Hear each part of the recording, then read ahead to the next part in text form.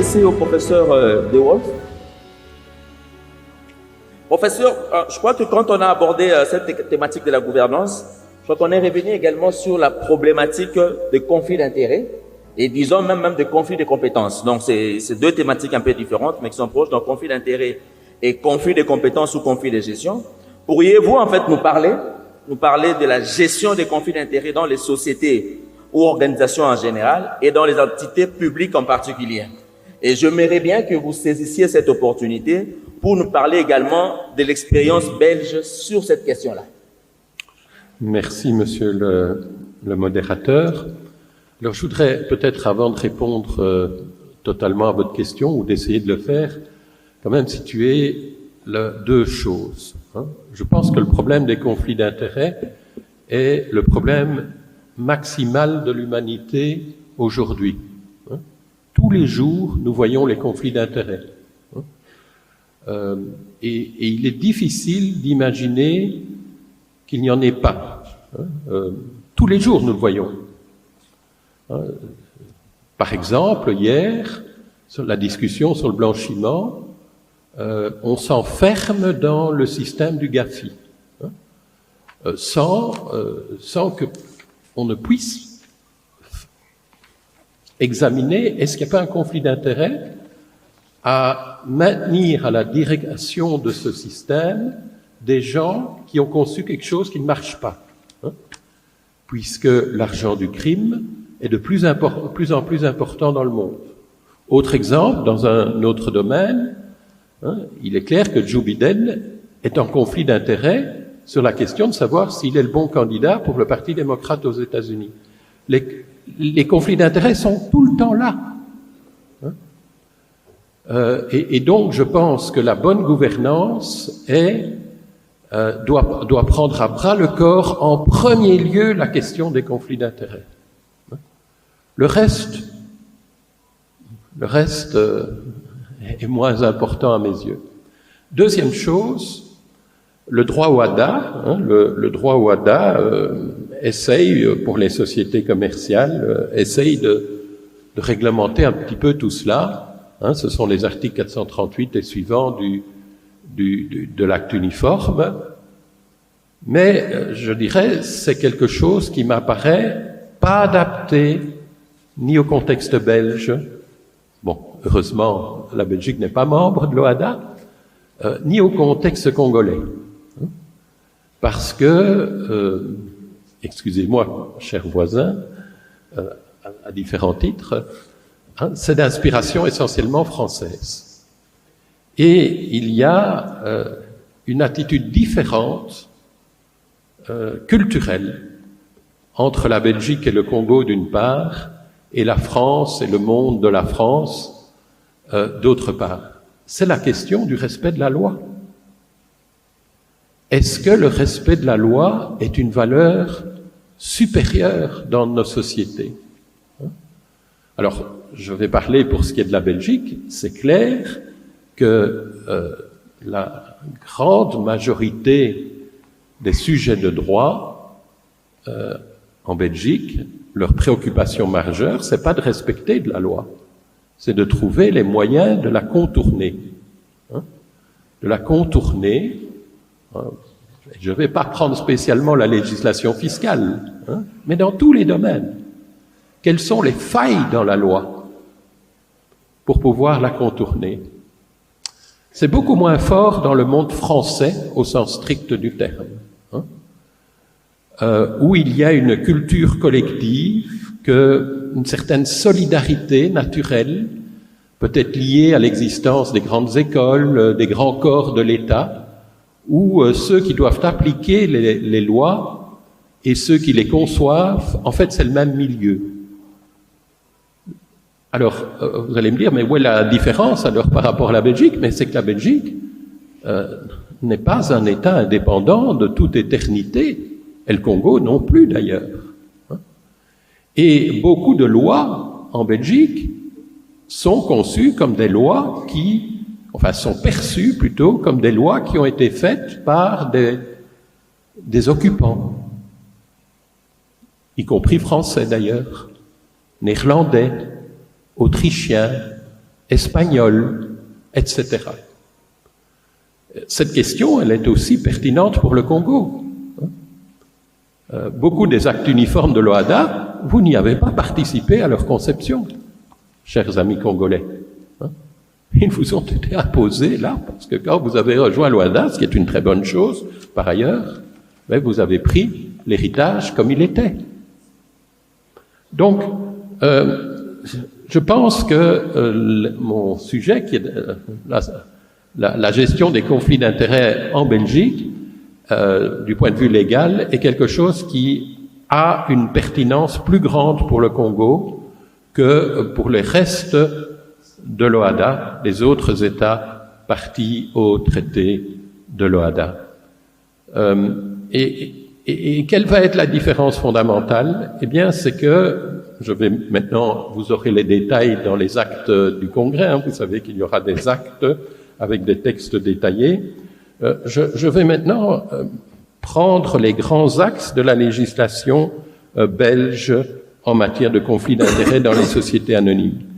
Et ce qui est la différence par rapport à l'OHADA, c'est que c'est quelque chose qui est plus conceptuel. L'expérience d'une société habituée à contourner les lois plus qu'à les appliquer conduit alors, dans le meilleur des cas, et ici, dans cette matière des conflits d'intérêts, sous la houlette d'un collègue de l'université flamande de Louvain, le professeur Gaines, qui était ministre de la Justice, à concevoir quelque chose qui soit plus principiel, pour éviter les contournements. Et notamment, n'est-ce pas, sur la question des sanctions.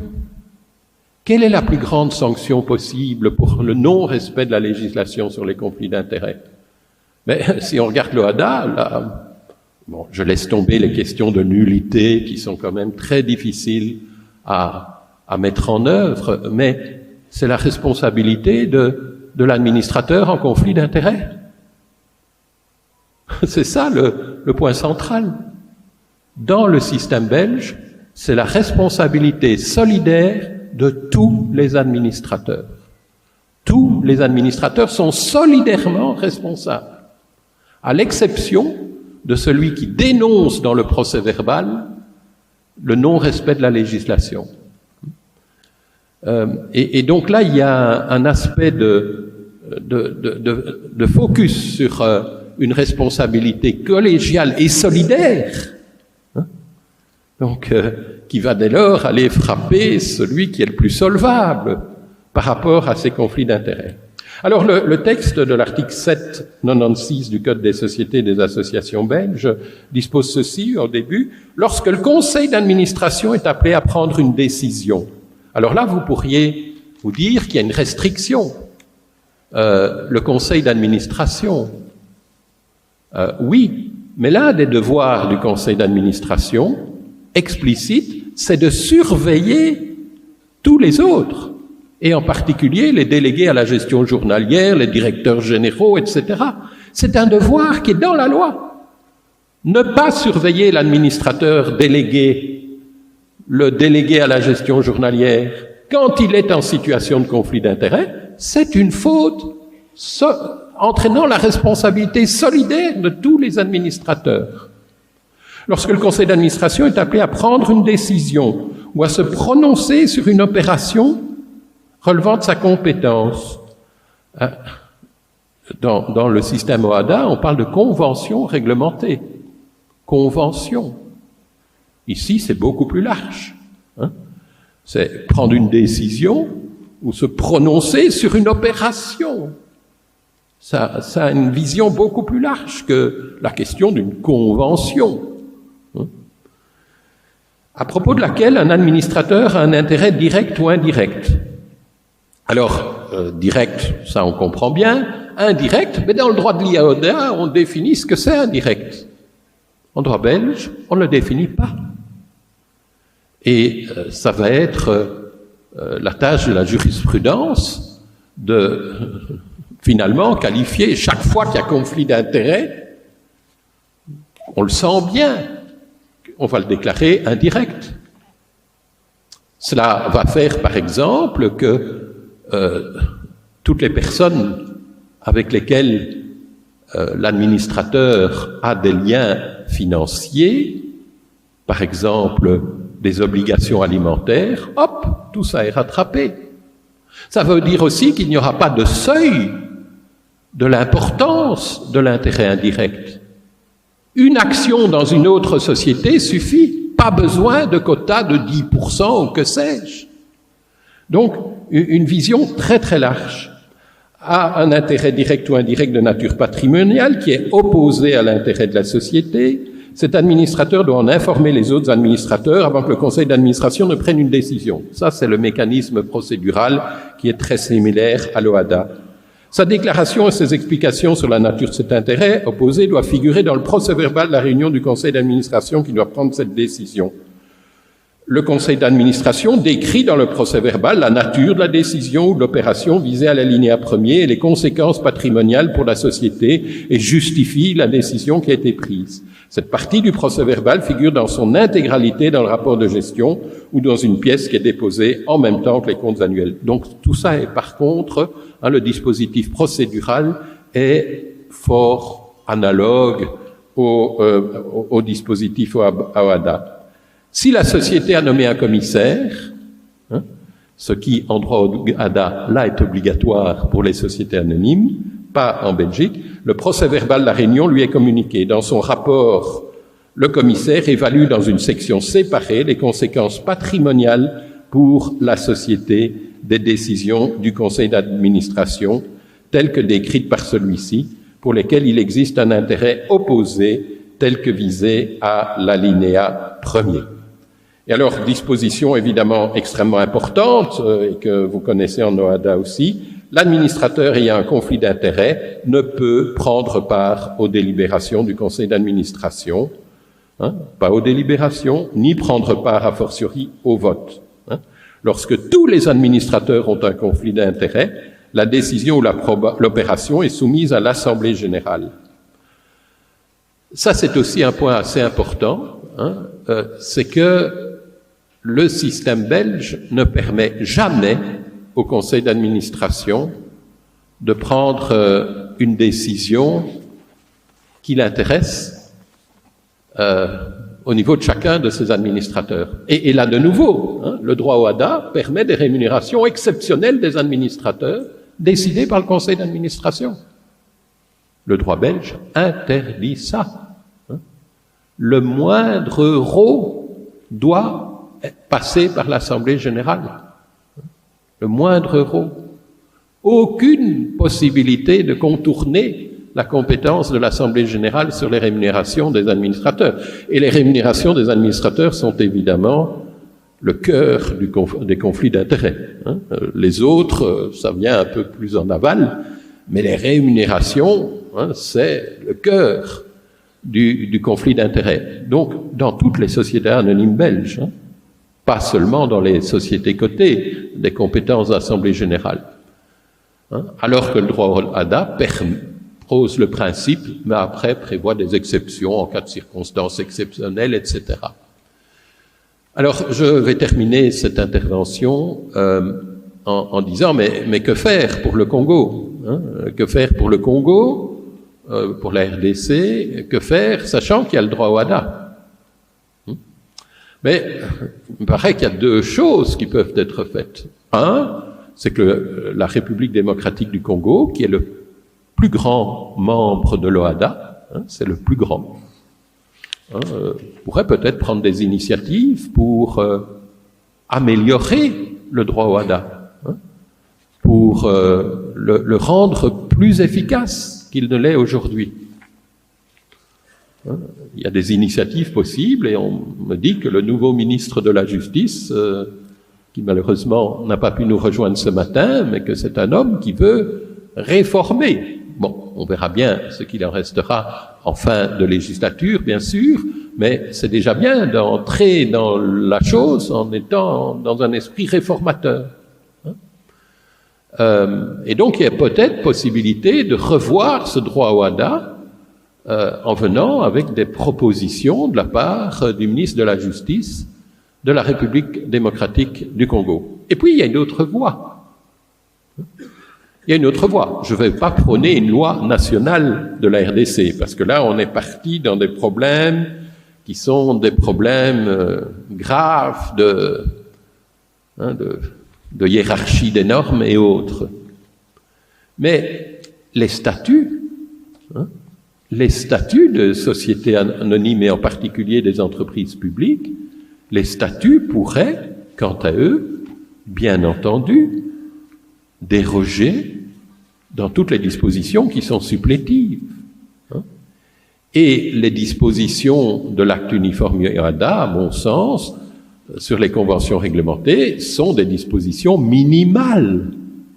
Minimales. Ça ne fait pas de doute que une société peut avoir une définition du conflit indirect qui est plus large, qu'il pourrait ne pas accepter, pourrait prévoir l'intervention de l'Assemblée générale dans tous les cas où tous les administrateurs sont en conflit, etc., etc. Donc je pense qu'il y a là une autre voie permettant d'améliorer la gouvernance des entreprises au Congo, c'est la voie purement statutaire. Et là, monsieur le modérateur, il y a peut-être un travail pour l'ONEC, de l'ONEC d'émettre des recommandations. Le thème général du Congrès, c'est justement cette contribution que les experts comptables veulent faire à l'amélioration des affaires au Congo. Et donc, imaginez que l'ONEC fasse des recommandations pour des statuts qui soient dans les sociétés anonymes et dans les entreprises publiques, peut-être en particulier, qui soient des statuts plus adaptés, prévoyant moins d'exceptions, prévoyant moins de possibilités de contournement, revenant à des principes. Eh bien, je pense que ça, c'est peut-être quelque chose qui pourrait être fait. Je vous remercie de votre attention. Merci, professeur, pour votre intervention. Donc, comme vous avez vraiment présenté les parallélismes qu'il y a entre certaines dispositions du droit belge et certaines dispositions de l'acte uniforme OHADA. Et vous êtes revenu sur un point important. Vous dites clairement que les dispositions du droit OHADA sont des dispositions minimales. Ce qui est vrai, parce qu'en RDC, par exemple, quand on va dans le secteur financier, il y a des règles beaucoup plus rigoureuses même que celles de l'OHADA, qui sont des règles générales. Alors, c'est vrai que quand vous parlez de la révision ou encore des recommandations au niveau de l'OHADA, ça peut prendre plus de temps, mais d'un point de vue pratique, que recommanderiez-vous, par exemple, aujourd'hui, parce que là, vous avez cité le ministère de la Justice, l'ONEC, que recommanderiez-vous aujourd'hui à ces différents acteurs-là, à ceux qui ont le pouvoir, en fait, s'ils peuvent faire avancer les choses rapidement? C'est-à-dire, là, on a des dispositions minimales. Qu'est-ce qu'on peut prendre comme disposition additionnelle pour, effectivement, faire avancer les choses, pour qu'on soit un peu proche des dispositions belges, qui sont très strictes, comme vous l'avez dit? Je pense que la disposition belge qui a été écrite par mon collègue Koen Geens, elle n'engendre pas de droit d'auteur, donc elle peut être utilisée librement, et donc ça peut aller très vite d'inscrire cette disposition dans les statuts d'une société. Alors, je suis un peu réticent à une loi complémentaire pour des questions constitutionnelles, mais aussi des questions pratiques. On le sait, votre système législatif est perfectible et parfois un peu imprévisible. C'est vrai pour la Belgique aussi, je ne sais pas du tout. Et donc, aller à ce niveau-là, parfois on peut se retrouver avec un remède qui est pire que le mal. Parce que dans le pouvoir législatif, là, il n'y a pas de règles, ni en Belgique, ni au Congo, sur les conflits d'intérêts.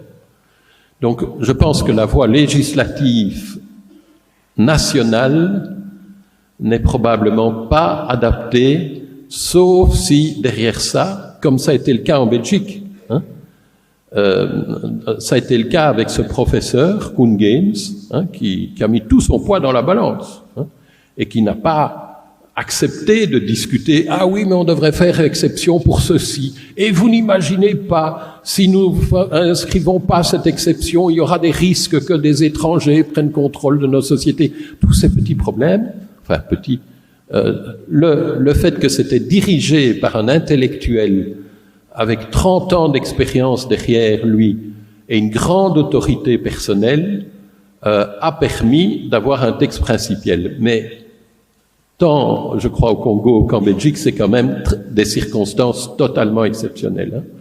Trop de lois sont influencées par les conflits d'intérêts. Et là, c'est peut-être un thème d'un autre panel, hein, c'est comment gérer les conflits d'intérêts dans le système législatif.